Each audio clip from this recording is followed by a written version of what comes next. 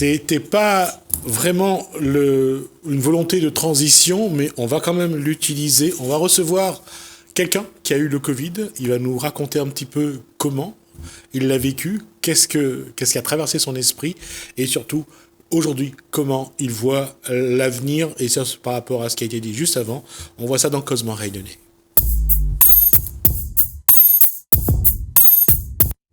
C'est pas ce qu'il aurait voulu. Bonsoir Daniel Amouni. Bonsoir. On vous reçoit ce soir comme ancien malade du Covid.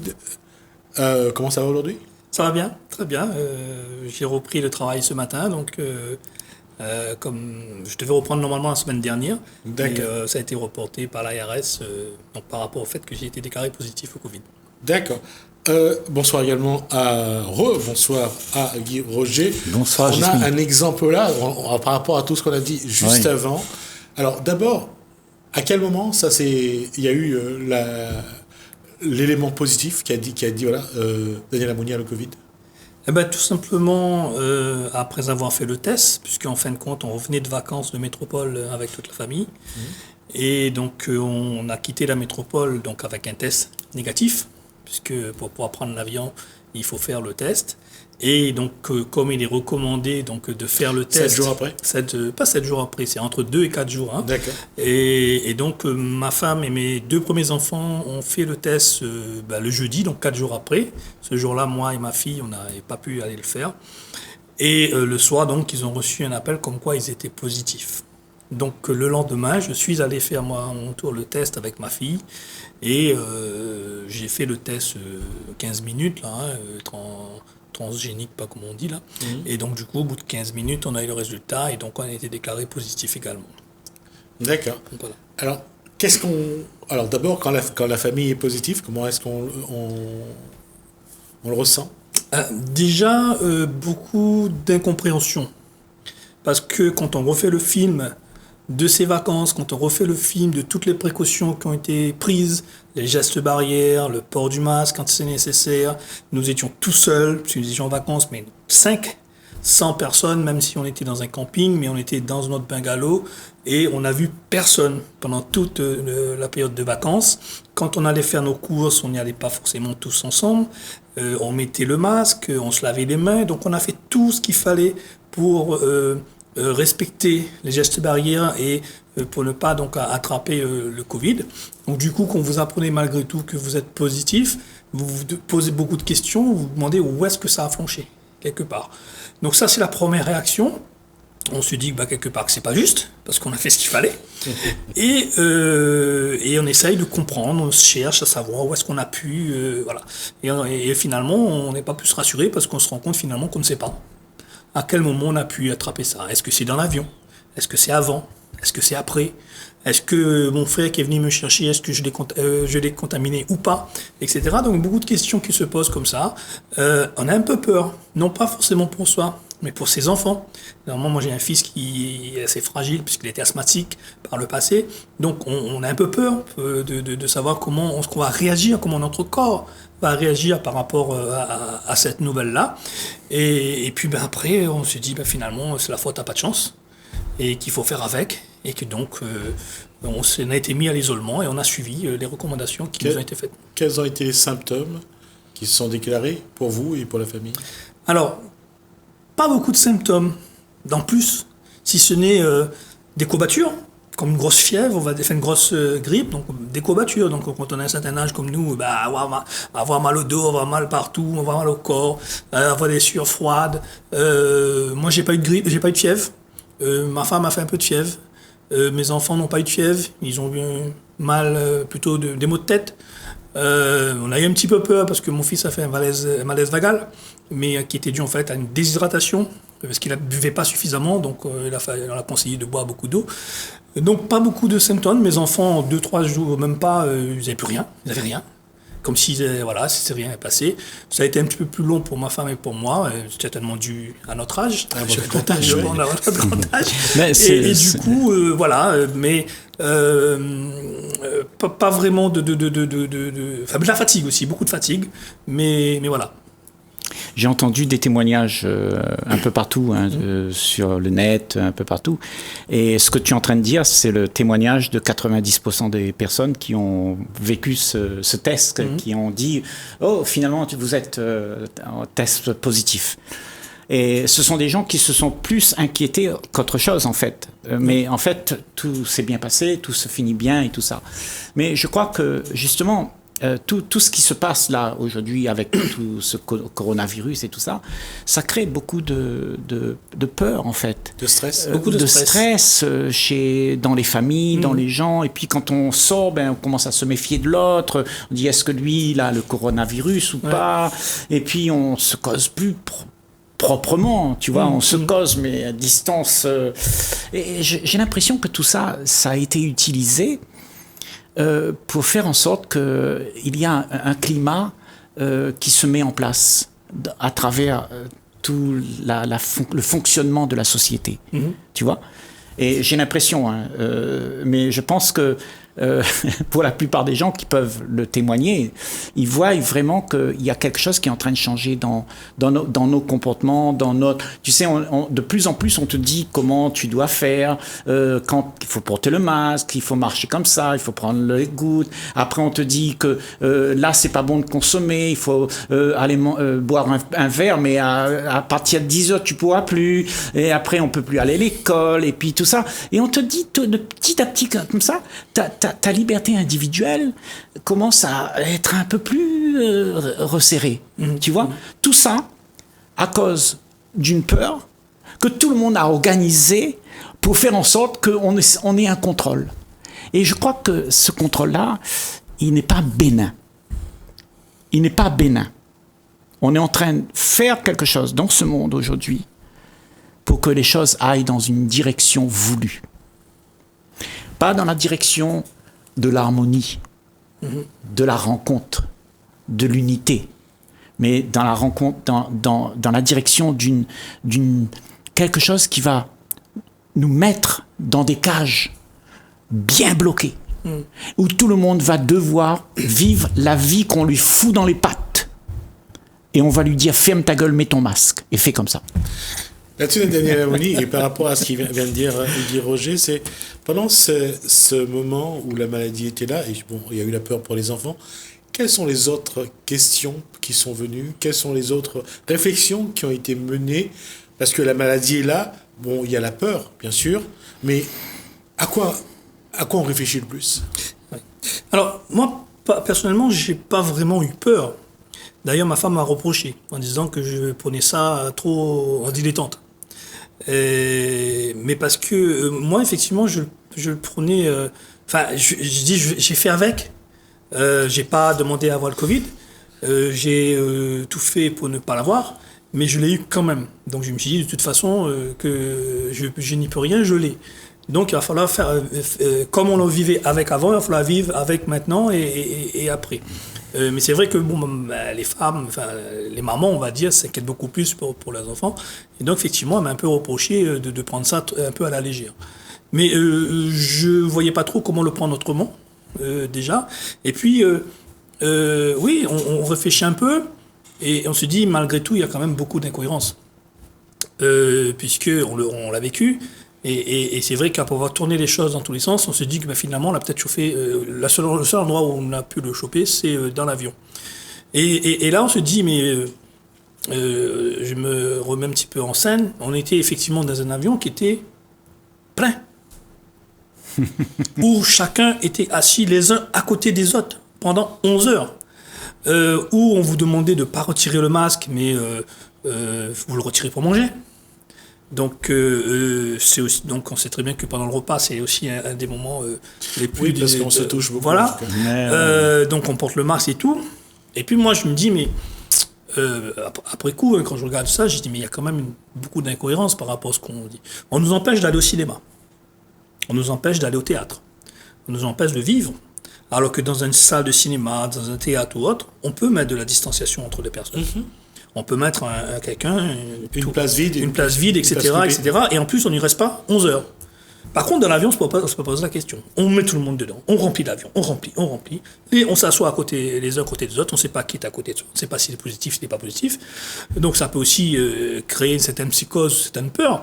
Moi, personnellement, c'était la 3e fois depuis le mois de septembre que je voyageais pour mes obligations au niveau de la FCPE. Et donc, ça s'était très bien passé.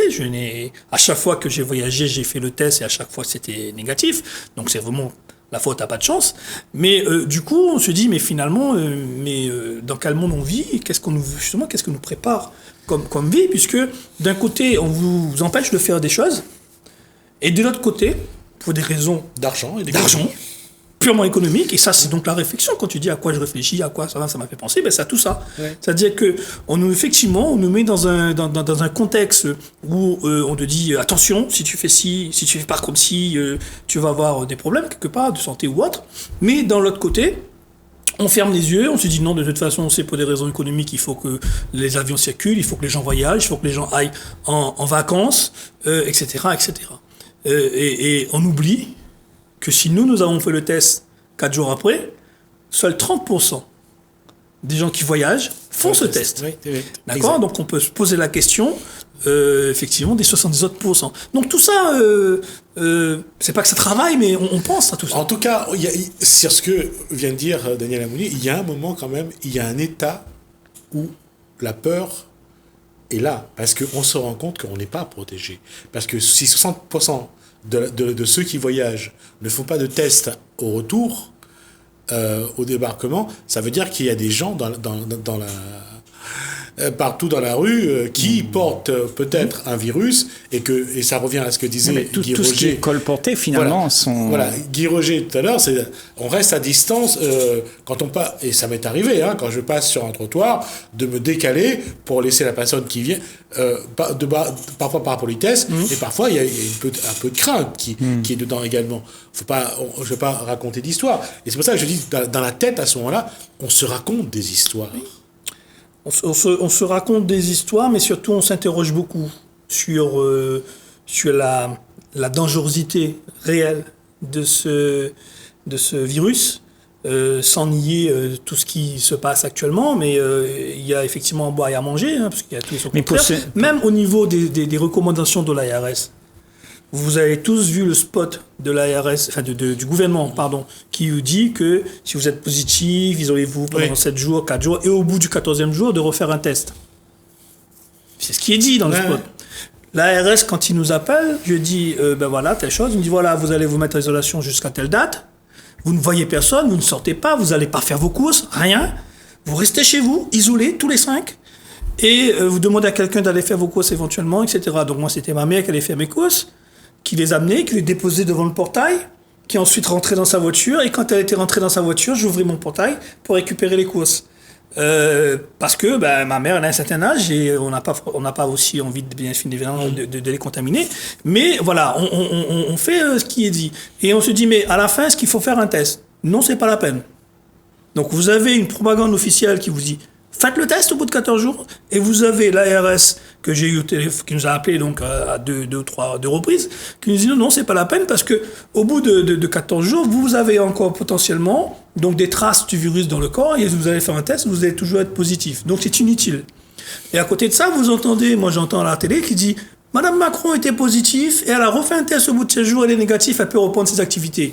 Et on se dit, mais c'est de la propagande, c'est de la communication, on vous dit ceci, c'est pas la peine de le faire, de l'autre côté, on le fait. Oui, donc on marche un peu sur la tête, et on peut comprendre qu'effectivement que la population soit déboussolée, et que oui, ça entraîne une certaine un stress et peur, parce qu'on ne sait pas qui se fier. Vous avez deux instances officielles, le gouvernement et l'ARS, qui n'est pas rien, qui dit deux choses contradictoires. Est-ce que quand on dit à quelqu'un, tu prends un enfant, tu sais, dans la vie, psychologiquement, tu prends un enfant, tu lui dis quelque chose, voilà, le Père Noël existe, et puis demain matin, tu lui dis, le Père Noël n'existe pas. Il sera confus. Juste dans 2 jours comme ça, tu me dis ça existe, mais non, c'est pas vrai. Et puis tu commences à lui raconter des histoires comme ça. Souvent, tu lui mets des choses qui sont contradictoires complètement.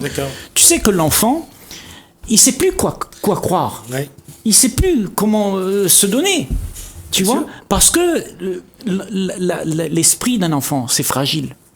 Et il me semble que nous ne sommes pas encore grandis. Nous, les humains, nous avons encore cet esprit d'enfant, que nous acceptons les choses aberrantes et qu'on prend ça pour argent comptant. Mais un enfant, même un enfant un peu plus grand, il peut voir ça, il peut te dire, mais c'est pas, il y a un problème là, tu vois. Mais nous, on le voit pas. Et ce qu'on fait avec ça, à se demander soi-même, à soi, hein, chacun d'entre nous, se demander qu'est-ce qu'on fait avec tout ça. Est-ce qu'on prend ça pour argent comptant? Est-ce qu'on accepte ça? Ou bien est-ce qu'on commence à se poser des questions sur notre humanité? Comment nous vivons la vie de tous les jours, les uns avec les autres? Est-ce que c'est ça la vie? Est-ce que c'est ça? Est-ce qu'il n'y a pas quelque chose derrière tout ça? Pourquoi? Il faut se demander, il faut se poser ces questions. Parce que si on ne se pose pas ces questions, ça veut dire qu'on sera juste comme un troupeau de moutons qui allons à l'abattoir. Tu vois? Mais je pense que beaucoup de gens se posent des questions. J'espère. Beaucoup de gens se posent des questions, mais beaucoup de gens n'osent pas Oui. dire ce qu'ils pensent. Pourquoi? Parce que dès qu'on commence à avoir un avis contraire à ce qui se dit, il y a un mot qui est à la mode aujourd'hui. C'est ça. Complotiste.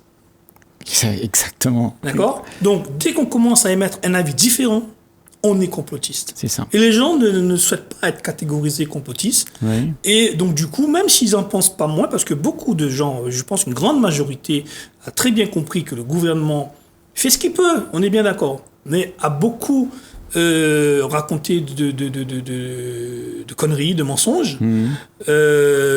Mais aujourd'hui, une majorité de personnes qui ne croient plus en ce que dit le président de la République, en ce que dit le Premier ministre et son gouvernement, le ministre de la Santé, etc. Et les médias aussi. Et les médias, ils n'y croient plus, sauf qu'ils se disent que je peux rien. Voilà. Et parce qu'on a réussi, je pense, à faire en croire à la population qu'elle ne peut rien faire. Exactement. Et du coup, elle n'ose pas, parce que dès que là, il y a un qui lève son petit bout d'homme pour dire on a eu le cas du professeur Raoult, on a eu le cas de plein de personnes lambda qui se sont opposées. Il y a aussi des médecins. Des médecins, Des médecins, etc. Et d'ailleurs, il y a des médecins, dès qu'ils sortent un petit peu des coups, hop, ils sont jugés accusés, ils sont jugés, ils sont rappelés à rattrapés. l'ordre par l'ordre C'est ça. l'ordre des médecins, etc. Quand vous êtes fonctionnaire, on vous dit vous avez le droit de réserve, donc vous fermez votre bouche, etc., etc. Et la population lambda elle-même, elle va avoir toujours quelqu'un dans son proche entourage pour dire oui, mais toi tu crois au thèse du complot? T'es faible d'esprit. Donc on fait tout pour rabaisser les gens, pour pas que on élève trop la voix, et dès qu'il y en a un qui élève trop la voix, et on lui coupe la tête. Et donc, on est dans ce climat-là, on est dans cette société de suspicion, comme ça a été dit, où on fait peur, où on te dit rentre dans les rangs, sinon tu vas avoir des problèmes. Oui. Et donc, du coup, on en est là aujourd'hui. Voilà. Et effectivement, beaucoup se posent la question de nos libertés fondamentales, de notre liberté donc de choix, parce qu'aujourd'hui, si on prend le cas du vaccin, quelque part, je dirais le côté positif du Covid, c'est que pour l'instant, j'ai pas besoin de me faire vacciner, puisque je ne suis plus contaminable ni contaminant. Et donc, voilà, les gens n'ont pas, je dirais, à avoir peur de moi, puisque je ne peux... Il a développé voilà. les anticorps. Daniel Mouni a déjà des anticorps contre le Covid. Voilà, mais on ne sait pas combien de temps ça va durer, donc Ouais. il faut toujours rester prudent, paraît-il. Donc voilà, et donc, du coup, j'ai changé de sujet, mais tout ça pour dire, c'est que les gens ont peur, en fin de compte, de montrer leurs vraies opinions. Et justement, leurs vraies opinions, comme elles sont bridées par la masse te dit comment tu dois dire. Tu dois rester, ne pas être complotiste. Et d'exprimer l'expression justement de l'individu aujourd'hui dans notre société, elle est brimée. Tu regardes là les derniers événements avec Twitter et Facebook Twitter et Facebook. qui ont condamné Donald Trump. Trump au silence. Oui. Hein. Tu sais, c'est pas rien ça. C'est pas rien. On va dans une société où on est en train de te dire ce que tu dois penser et ce que tu ne dois pas penser. Donc il y a une pensée unique qui se met en place et qui te dit que la vie, elle est comme ça. Et tu fermes ta gueule, tu continues comme ça. Et tout le monde, tu sais, alimente ça. le troupeau de moutons, tous les moutons vont dire au mouton qui veut s'échapper, non, non, ne fais pas ça, reste avec nous, parce que c'est dangereux là-bas. Il y a le loup là-bas. Ah oui. Merci C'est messieurs pour cet échange. En tout cas, une chose est claire que par rapport à ce que on avait quand on a commencé l'émission, on a parlé de cet état d'esprit dans lequel sont les personnes. On voit que et la maladie, quand on traverse on traverse la maladie, ça c'est beaucoup plus fort. Ça amène vraiment à l'esprit à aller chercher des postures que je pense que qu'on imagine que Daniel Amouni n'a pas imaginé avant. Non, non, non, d'autant plus que depuis qu'on nous dit de faire attention, depuis qu'il y a ce virus, c'est que moi je suis considéré comme personne vulnérable. Donc du coup, je dois encore faire plus attention que les autres, et c'est sûr que lorsqu'on chope le virus, malgré les précautions, oui, on ne peut que se mettre tout ça tourne la tête, personne vulnérable. Est-ce que justement on va avoir une forme grave, sévère du Covid ou pas, comment le corps va réagir? Oui, tout ça fait que on voit un petit peu aussi les choses après avec un autre regard. Voilà. Oui, parce qu'en fin de compte, moi je me rends compte, mais ça n'engage que moi, que c'était pas aussi dangereux qu'on le dit. Maintenant, il y aura toujours des gens pour dire que j'ai eu de la chance, que j'ai pas eu une forme sévère ou grave comme certains ont pu l'avoir. Oui, c'est possible, mais ça on ne le saura jamais, puisque ce n'est pas arrivé. Donc moi, aujourd'hui, j'ai vécu cette expérience contre mon gré, j'ai pas demandé, mais avec toute ma lucidité, tout le regard que je peux avoir, tout le recul que je peux avoir, tout ce que j'ai fait auparavant, parce qu'en tant que personne vulnérable, j'étais donc amené à prendre plus de précautions que les autres. Et du coup, oui, tout ça fait qu'on a un regard sur la maladie qui est différent aujourd'hui, effectivement. Dans le monde entier, seulement, je ne sais pas le chiffre exact, mais je crois que c'est 2% de tous ceux qui ont eu testé positif sont morts. 2%. C'est rien par rapport à un monde entier, tu vois. Le reste, c'est de la peur. Et c'est ça qui est un grand problème avec nous les humains, c'est que nous sommes sujets à la peur. Et quand on a peur, on est incapable, on est tétanisé, on ne réfléchit plus, on n'a plus la capacité de toute notre vision claire. On voit flou, tu vois. Et cette vision floue, on la refoule partout, tu vois. Et ça fait qu'on a un monde aujourd'hui flou avec plein de mensonges. Et tout le monde commence à croire aux mensonges. Parce que le mensonge, c'est plus facile à croire. Parce que le mensonge, ça te soulage. Quand tu dis un mensonge, ça soulage parce que tu n'as plus à avoir la vérité en face de toi. Quand tu dis que le Père Noël viendra et qu'il te donnera des jouets, tu es content. Mais quand on dit qu'il n'y a plus de Père Noël, il y a la réalité. La réalité, c'est qu'on n'a pas besoin de jouets. Il n'y a pas de jouets. Et il faut vivre avec ça. C'est ça la vie. Tu vois ? On va s'arrêter sur ces mots de Guy Roger, parce qu'on a déjà dépassé 2 minutes le temps, et les autres 3 minutes de temps imparti.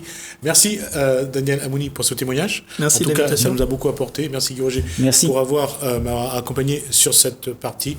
Je vous remercie de nous avoir suivis. Merci Hélène, merci François. Je vous dis à bientôt.